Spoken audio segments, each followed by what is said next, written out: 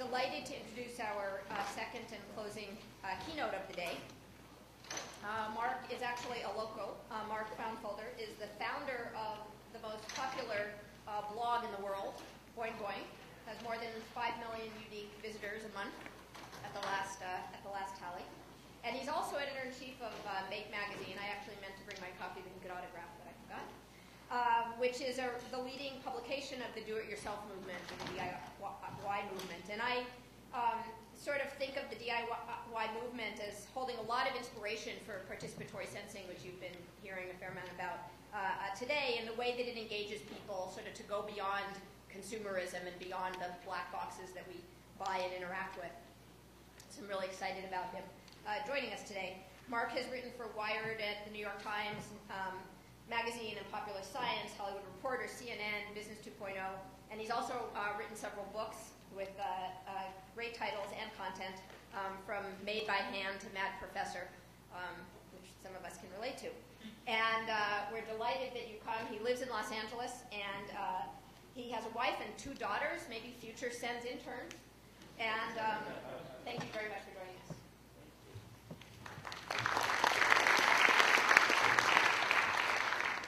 Thanks a lot for having me, and I saw some really interesting projects already. I learned a lot. I hope that I have some stuff here that can help you as well with the cool things that you're doing. Really impressive. A lot of the things I see here could be in Make magazine, and if you have any ideas from projects that you think would be good for Make, please let me know. What I wanted to talk about today was do-it-yourself innovation, especially modern do-it-yourself innovation, because there's some really exciting things happening. Some things you might be aware of, some you might not be aware of, and how the new kind of DIY innovation is really changing the game so that people, at home can actually make a contribution to designing things, making things, and then getting those things distributed, given away, or sold, and kind of the consequences of that. So. First, I just thought I'd talk a little bit about Make magazine, the magazine that I edit. These are some samples of the covers of Make magazine. We've done 25 issues so far. We started in 1995. Our readership is about 125,000. We have an annual maker fair in San Mateo, California. It's like a giant science fair where people come and show off their projects, and families come with their kids to see all the different things that makers do. 85,000 people came to San Mateo. We did one in Detroit this year. We also did one in New York. So we're up to doing 3 a year, and they're really a lot of fun. I recommend you checking one out. The next one's in May in San Mateo. Our online site has 3 million unique visitors a month, and it's ranked in the top 50 of all blogs on the net. I'm not really saying that to brag. What I'm saying is just that the idea of people getting involved with making stuff and getting involved in do-it-yourself science and things like that is really starting to take off and has become an important thing for people, especially younger people. And Make caters to what we like to call the broad spectrum enthusiast. And by that I mean people who are very curious about a lot of things. They're not specialists, they're generalists. These are just a few of the examples. Kite aerial photography, light-seeking robot, Halloween animatronics, learning how to weld, putting a video camera in a rocket, different ways you can hack your coffee machine, restoring a pinball machine, self-balancing gyro car, launching a satellite into space for $8,000. So lots of really fun projects, and the people who tend to contribute to Make don't stick to one area. They might do something on like how to make a bullwhip in one issue, and then the next issue, that same author will do an article on how to make a Stirling engine. Really interesting. I'll just show you a couple of quick examples of things that have appeared in the magazine. Larry Cotton is one of our favorite contributors, a broad spectrum enthusiast.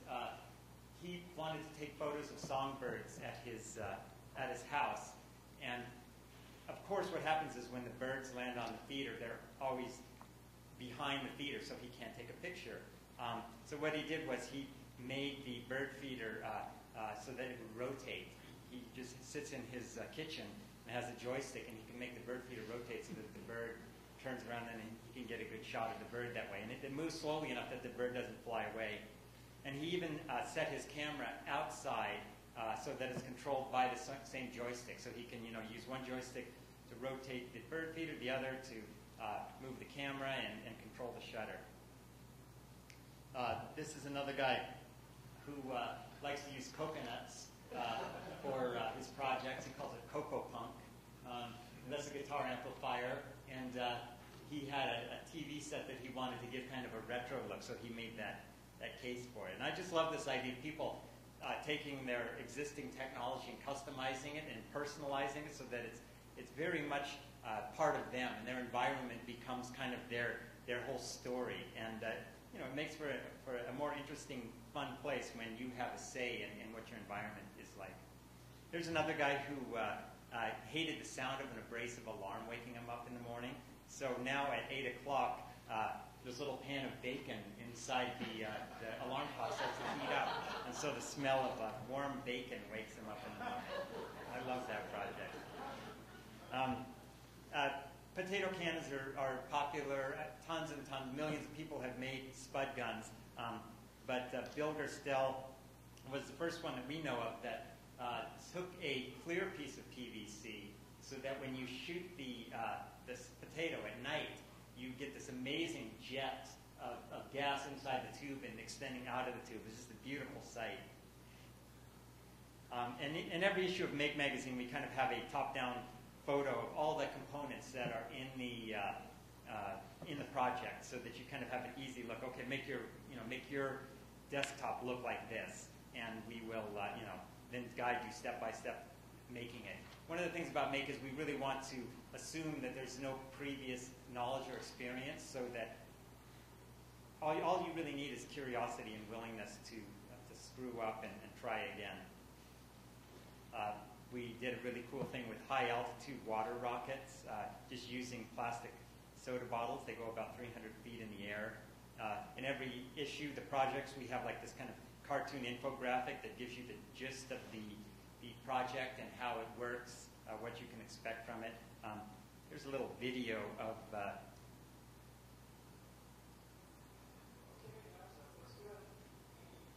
this is a video of the guy who made the water rocket. I'll just run it for a little while so you can see how well it works. Sorry that the sound isn't working. Oh, here, maybe I can plug this.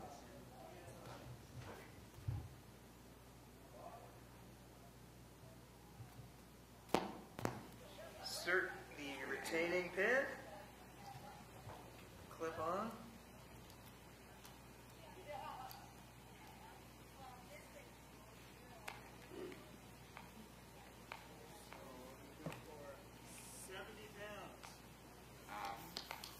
Zooming in.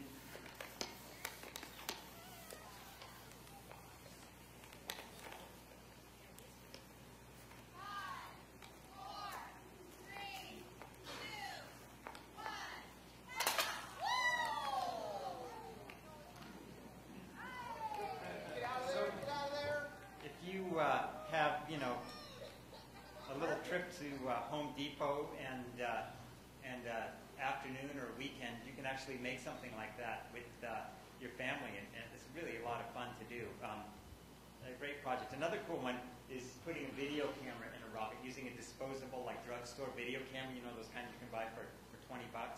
And if you take it apart, the active circuitry is actually pretty small, and you can put it in a little rocket.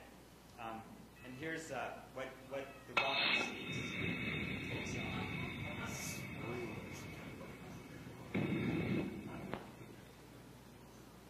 It's kind of crazy. This was a video before he kind of worked on stabilizing it a little more, but it's still kind of tricky. I talked a little bit about repurposing. It turns out that old VCRs that nobody wants or uses anymore are great because they have the programming capability, and you can use that as a scheduling switch to turn things off and on. So if you put cat food in a little funnel, it'll go through the sausage grinder and go through the bowl. So those are some examples, and innovation, as I said earlier, it's not new. Of course it's not new. It's been people have been innovating since before we were people with, making tools and things like that. But, I just want to show some of the similarities. As I've been doing Make, I've been kind of looking at these old hobbyist magazines, and it's interesting to see that there are definitely some similarities. Like this parabolic microphone is something, I discovered this photo after we ran this in Make. This is a parabolic microphone that's composed entirely of components from the dollar store. And it's like a paint roller and a little umbrella hat, and it works really well. This is a radio hat from the old days, and this guy made a radio, not a radio, but it's a synthesizer, music synthesizer helmet. Go-karts were popular in the early 60s and 50s, and people are still making them today. The cigarette's a nice touch. This little scooter, complete plan for building a suitcase-sized power cycle. They're kind of cheating with the size of that suitcase, I think. But we ran this in Make. This is a little, what we call the drill rod. And the bike is powered by a 24-volt battery-powered drill. It really goes fast. I tried it out. It has a tendency to scoot out from under you and have you end up sitting and falling on your butt, but it's really cool. Teaching her wireless, couples getting together to enjoy a hobby together. I took this picture when I was in New York a couple years ago. It was a couple taking a learning to solder workshop that I was holding there. All right, so we looked at some of the similarities. Now I want to talk about some of the differences between old DIY innovation and new DIY innovation, and the way that it's changing the way things are designed, made, and distributed. So first of all, there's the research and development and design of things. And there are, I think, 4 drivers. There's online communities of practice, people who are able to get together virtually and make things and learn how to make things from each other. There are hacker spaces cropping up all over the world where people can get together. Cheap development and prototyping tools, and new ways to fund projects too. And I'm going to go into all of these things in a little more detail here. So for these online communities of practice, there's a group for anything that you're interested in, which is a big change. Like 10 or 15 years ago, if you wanted to make like a Tesla coil or a remote control lawnmower or something, chances are if you walked around your neighborhood and knocked on doors and said, hey, do you make remote control lawnmowers? I need some tips. You'd get funny looks. But if you go online and ask that same question, instantaneously you're going to get people from all over the world connecting with you who have actually done that and are actually eager to help you get started with that, which is really an amazing thing. This is a group called DIY Drones. It's people who make amateur unmanned aerial vehicles. It was co-founded by Chris Anderson, the editor-in-chief of Wired magazine. And these people are into the idea of making remote control airplanes that aren't really remote controlled. What you do is you take Google Maps and you draw a path where you want the plane to fly, release the plane into the air, and then the GPS and other kinds of telemetry hardware on the plane, it traces that Google Maps route that you drew from your laptop, in the back of your car, wherever you've gone to fly this thing. Chris and Jordy have made a little chip that you can attach to standard remote control planes to make this a lot easier. It's like $25, and it's really opened up the hobby of DIY drones.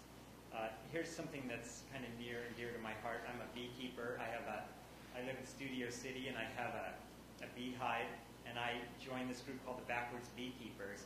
They have a really great online presence where they have videos and people sharing stories, and since it's all kind of local, we have the same kind of seasonal questions about bees and things like that.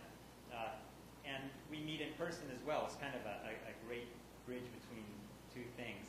Another thing that I'm interested in and that there's a group for is building stringed musical instruments out of kind of found or repurposed materials. And this is a website called Cigar Box Nation.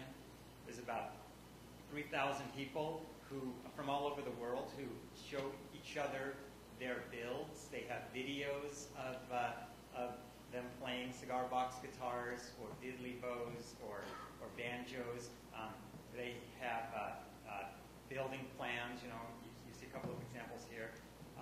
This kind of stuff, I think that cigar box guitar innovation, since it was, for the last 95 years, has probably gone about 5%, and then in the last 5 years, since sites like this, it's jumped, another 95% compared to that with the growth of it, and that's because the internet has connected these communities of practice together.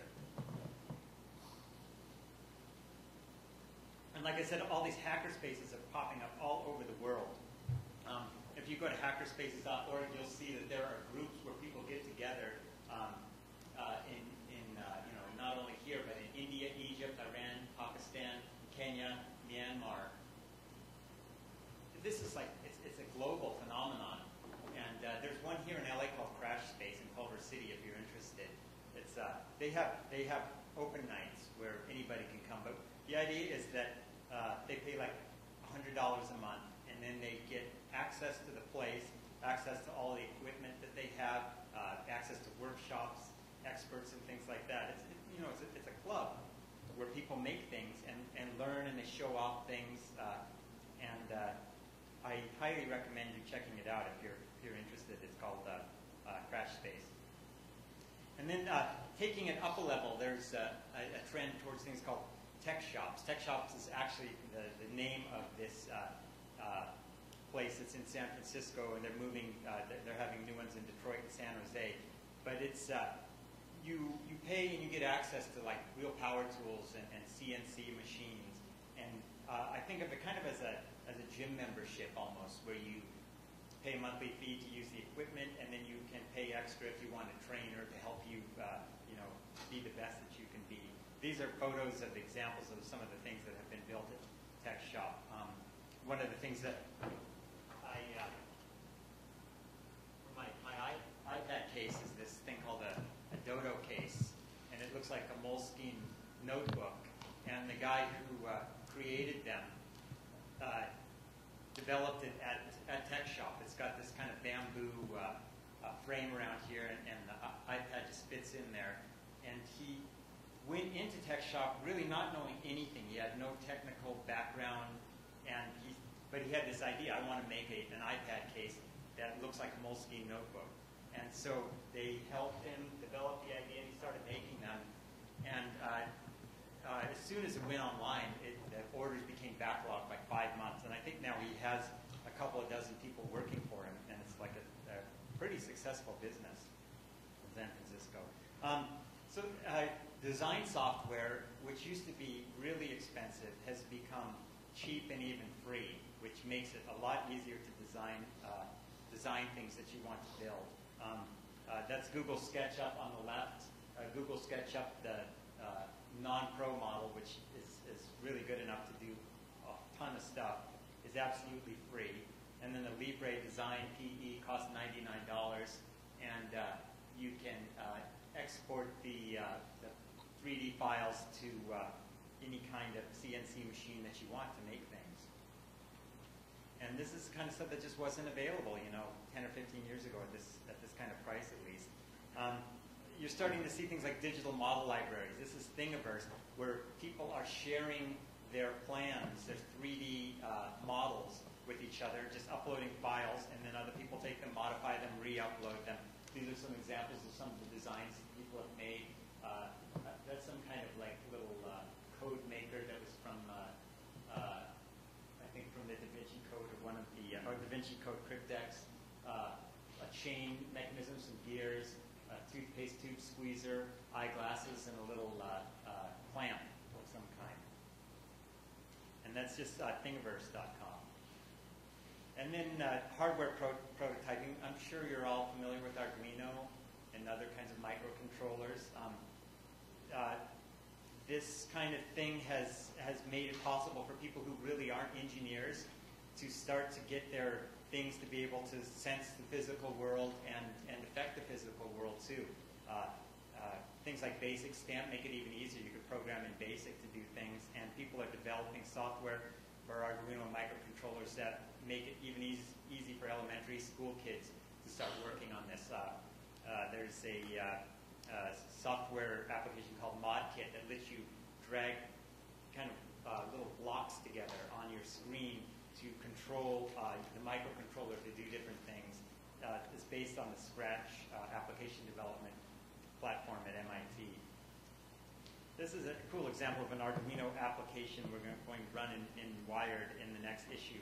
It's called the Reverse Geocache Puzzle Box, and it has a GPS sensor in it, and you set a GPS coordinate on it so that the box can only be opened on one place on Earth.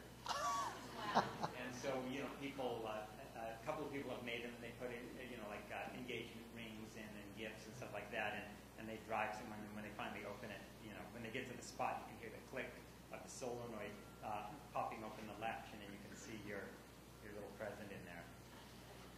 So funding is interesting. There's this site called Kickstarter.com. How many of you are familiar with Kickstarter? Oh, good, quite a few.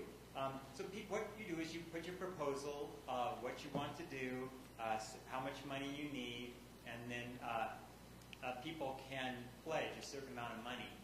And that money is not taken out, it goes through Amazon. The money's not taken out of your account or charged to your card until the funding goal is met. So these guys started something called the Glyph. It's a little iPhone tripod and a stand, so you can watch, you can watch movies on your desk with it. You can fit it on a tripod. A neat little device. They wanted $10,000 so that they could start making them in production. And if anybody who contributed $20 or more would get a Glyph also. So far, this was a few days ago, they had received $101,000 in funding for it. So they're set. So I've talked about R&D. Now let's look at some of the new kinds of manufacturing that's out there that's driving innovation. There are these 2D and 3D services where people can easily and quickly and relatively inexpensively make the things that they've designed. CNC machines are getting cheaper, laser cutters are getting cheaper, and there's a lot of cool stuff going on with 3D printers. So two-dimensional service, there's a place called Pinocchio based in New Zealand, and it's kind of like Cafe Press for stuff. What you can do is you can upload a plan for something. It has to be something that's flat and can be broken up and snapped together. But anything that's basically flat, and it could be made from cardboard, fabrics, metal, plastic, rubber, or wood. And then once you put that design online, people can take a look at the design and actually order that. So if someone like that birdhouse, they could order the birdhouse.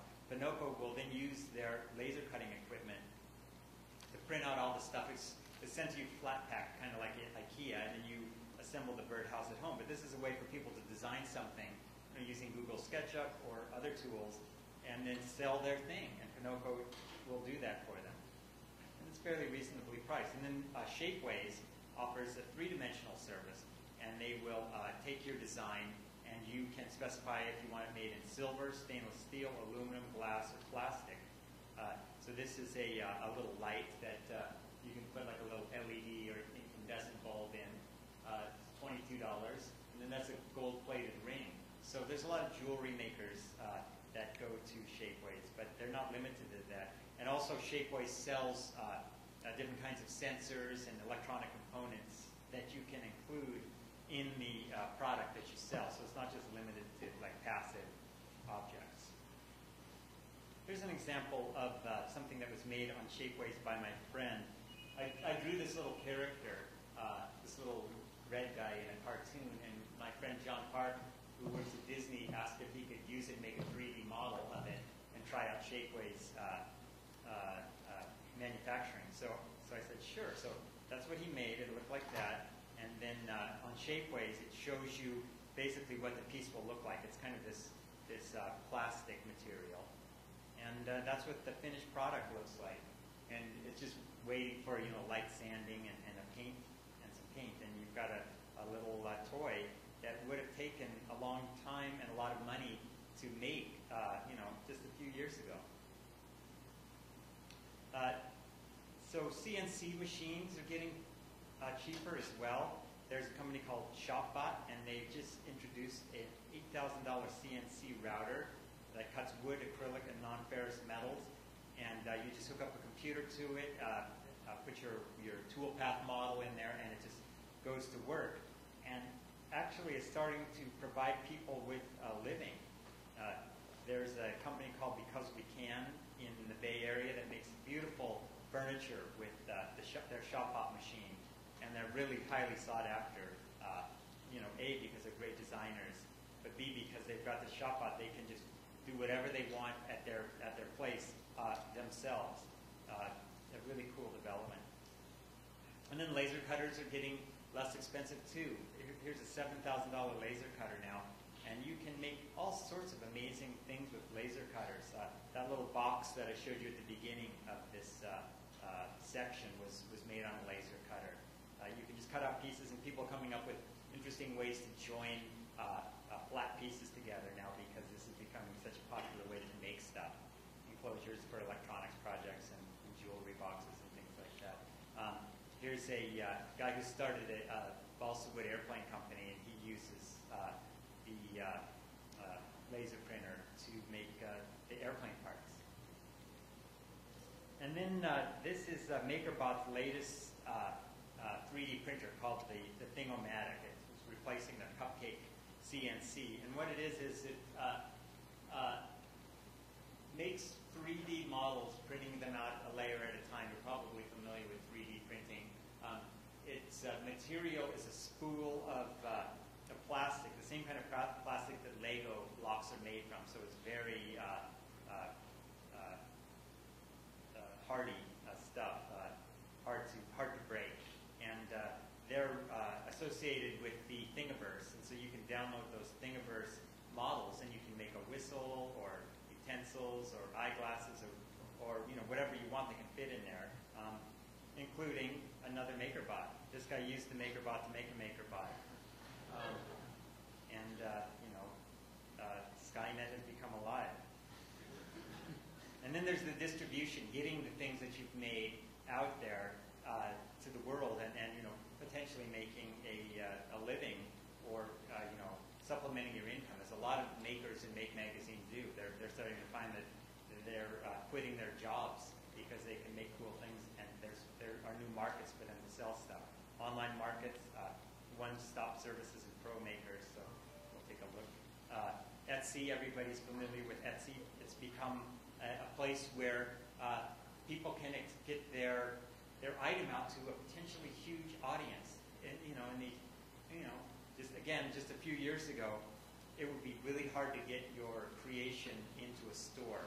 You almost would have to bribe the storekeeper or the distributor or Walmart to carry your item.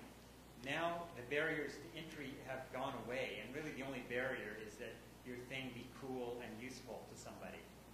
And once that happens, then blogs will start to pick it up, and people online, and then all that traffic will go to like the little glide device for the iPhone.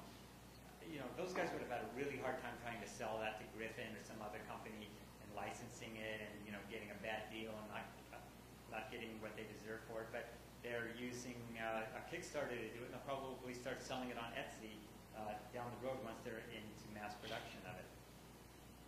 Again, Shapeways is a great place to distribute things that you have designed, and this is a really cool looking octopus ring somebody made. Pinocchio is another way to distribute the things that you've designed, and the cool thing is that someone else makes it for you, so you don't have to carry any inventory or anything.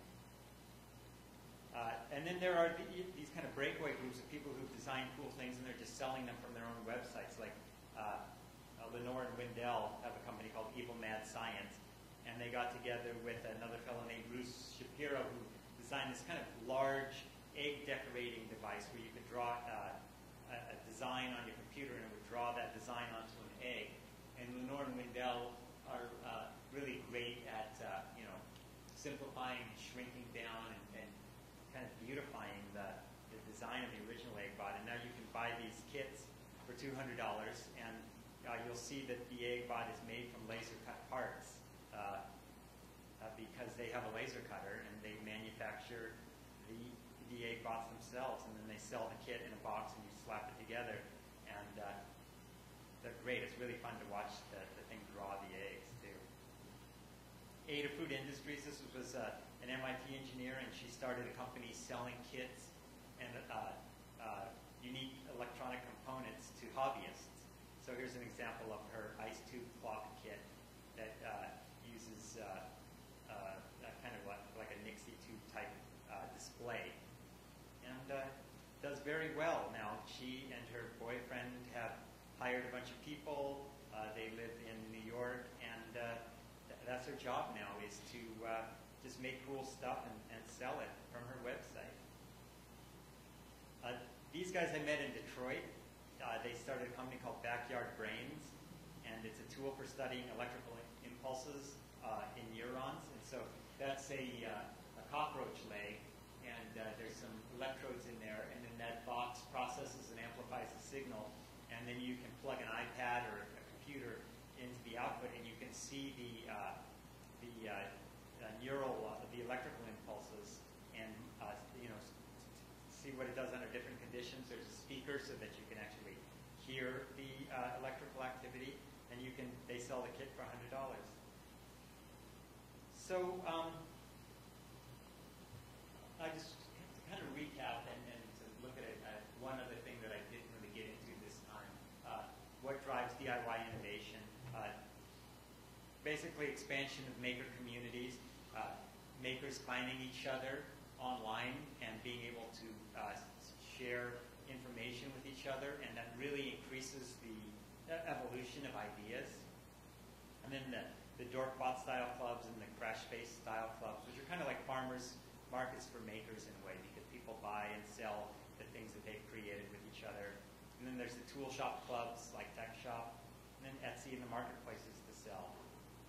And then we have the improved and simplified design and fab tools like SketchUp and Libre, Pinocchio and Shapeways, MakerBot and RepRap. RepRap is kind of what MakerBot's based on. And then ShopBot is your cheap CNC machining. The thing that I didn't really talk about is that the innovation is really being driven by, we're living kind of in this golden age of making right now, because places like eBay, McMaster-Carr, American Surplus, and Science and Surplus, it's like an indexed junk shop. Before you'd walk into a surplus store and you'd have a hard time finding what you needed. This way, you just go online and you just type what you need, and you will, if it's there, you'll find it, and then you can buy it. The shorter consumer product life cycles means that people are throwing things away or getting rid of them or selling them at fire sale prices because they want the latest and greatest shiny gadgets. So that means that DIYers and makers can get that stuff really inexpensively and take it apart and modify it and incorporate it in their own projects. We call that living in Gen -2. You're living with technology that's 2 generations old, but you've customized it yourself so that it's better than the latest stuff. And then what my friend Mr. Jalopy calls deep sea suburbia, where you just drive around garage sales and kind of do the serendipity surfing and finding all this great stuff that people don't want anymore and are willing to almost pay you to get rid of. And so I thought I would finish with this video of what makers are trying to do.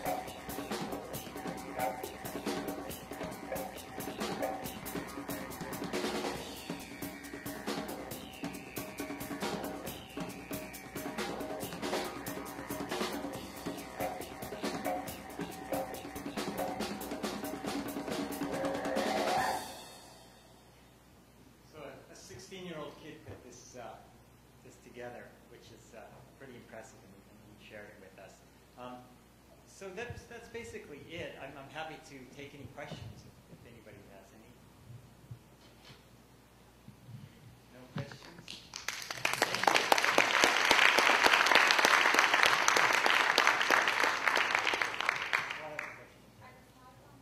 Are the slides online? Yes, they are. And let me see if, let me give you the address here. It's boingboing.net/DIY, all in caps, innovation.html. See if that works. Oh, okay, thank you.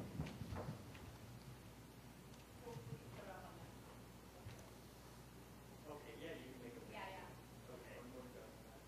boingboing.net/DIY caps dash innovation, all lowercase, .html.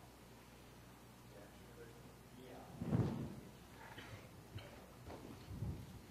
You all see that? And then you have to put it on the website. Question here? Okay. Hi, I just had a quick question.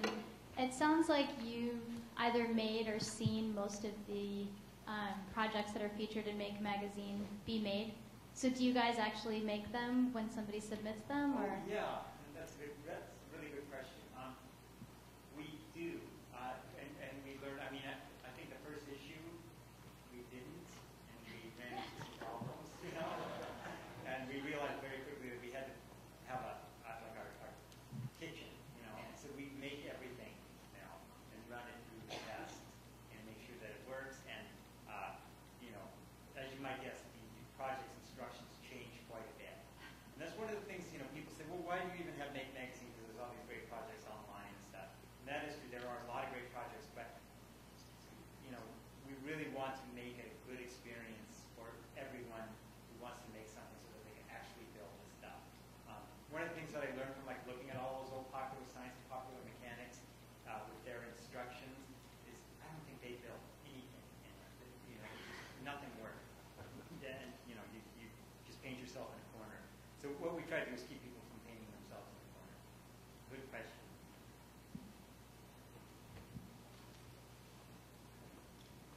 Hi there.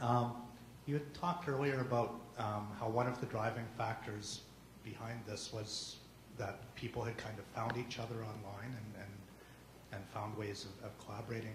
I was wondering if you're aware of, are there specific tools for websites that foster that kind of thing? Like are there sort of meta tools for gathering people and coordinating discussion and that kind of thing?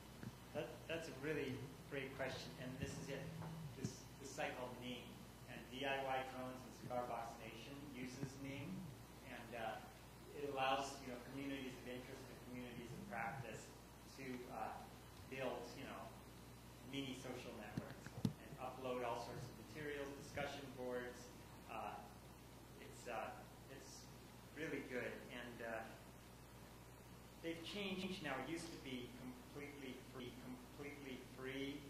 and then they had like a free version and an ad version, but it looks like now that it says risk-free 30-day trial, it might cost money, which probably doesn't cost much. But I highly recommend it. It's really easy to put one together. Any other questions? Another question?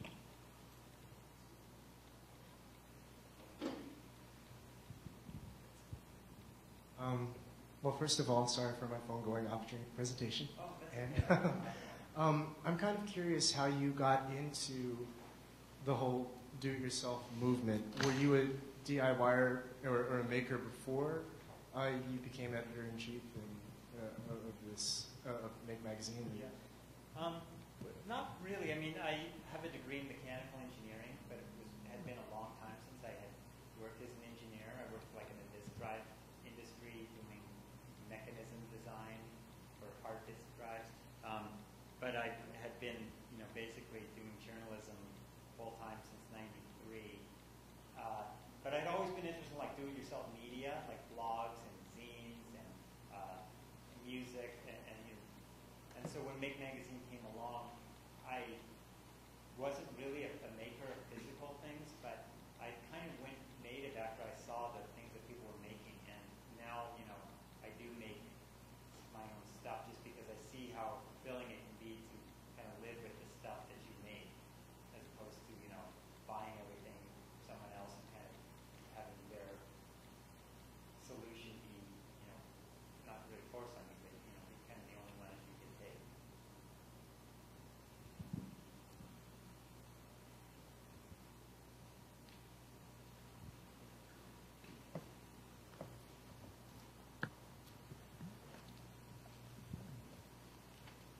be interested in hearing from your perspective your thoughts on the current trends with education. There was a time when there were a lot more wood shops and metal shops and things like that. We've kind of moved on to more sort of less practical education. Yeah. And kids spend more time on the Xbox than DIY. Yeah. Have you had any thoughts? Do you see any possibilities with what you do? Yeah, I think, from an interesting thing that I've seen is that do-it-yourselfers have taken on education as a do-it-yourself project. And instead of petitioning the established school system to try to get them to change, they're offering alternatives or supplements so that, that's something that Meg has been involved with is something we call the Young Makers Program, working with Pixar and the Exploratorium in San Francisco to offer weekend and after-school programs. I see lots of these hacker spaces being, parents with young kids bringing them in so that they can build things. There's robotics competitions, Lego's next robotic system and the Beck's robotic system, and Dean Kamen's first program that encourages engineers to enter competitions and basically make the idea of science and engineering be as exciting to kids as the world of professional sports. And so, and then just, I do see some schools that focus on project-based education. I think that's a great move in the right direction rather than, standardized tests. Schools are just teaching the tests now and not teaching subjects that aren't tested for the No Left Behind child because they want No Child Left Behind program because they want funding, so they ignore everything else. I think workshops, the unschooling movement to a degree, where people are letting kids follow their own interests and kind of just nurturing them. Places like the Sudbury School, where the kids kind of design their own projects and curriculum, and then things like Young Makers Program and these online, these crash spaces or hacker spaces. Those kinds of things are all adding, but there's a lot more that could be done, definitely. Wayne, just a couple. One way in the back. Hi, sorry. Just a supplemental question to the one we just had. Do you have any notion of what the demographic is for the people who are submitting projects to you? Like what walks of life do they come from? And B, the people who are reading the magazine, and are those two the same or different? Or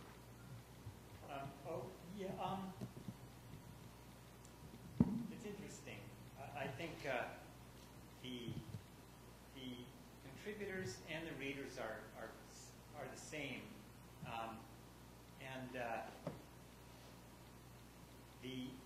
there's young people, college students, and people in their early 20s, and then there's people who are in their 40s and up. And I think the rest of them are just too busy being parents to get involved in doing this kind of stuff because it does take a lot of time. But a lot of the contributors are either young 20-somethings or they're 40, 50, 60.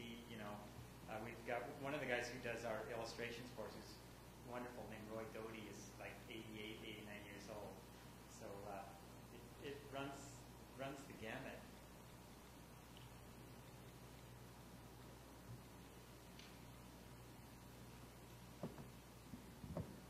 Hi. Something that we see nowadays fairly frequently, especially now that news gets out very quickly online, is a new trend and a clash between do-it-yourselfers and large corporations that have intellectual property that they want to protect, and sometimes they have a business of protecting that and nothing else. Do you see this new trend, this clash, where some do-it-yourselfer develops this really cute idea and all of a sudden he gets a EMCA takedown or a large lawsuit or something like that? Do you see this as a threat to the DIY movement? And if so, what do you suggest to your fellow DIYers? Yeah, I'm trying to think of cases where makers have made something that a large company thinks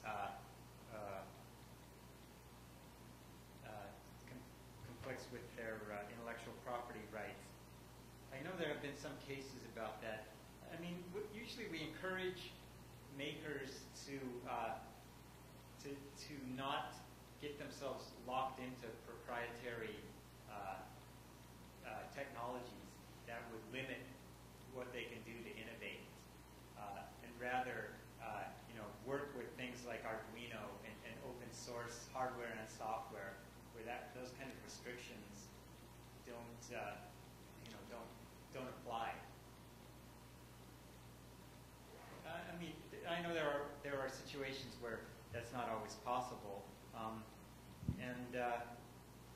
that's, I think, one reason why the Android system is more interesting to developers than iPhone, because with iPhone it's a crapshoot. You make something and you have to develop a fully polished product and wait for Apple to decide whether or not to sell it. And Android's much more open. That's a great note. We're an Android hub. Okay. Any final question and ask? There will be dessert and tea, coffee, whatever outside. We encourage you to stick around for next 20 minutes or so. Speakers will be here, and the rest of us will be here. I want to thank everybody, in particular the CENS staff who pulled this off so flawlessly, and Richard for standing up there all day and videotaping. And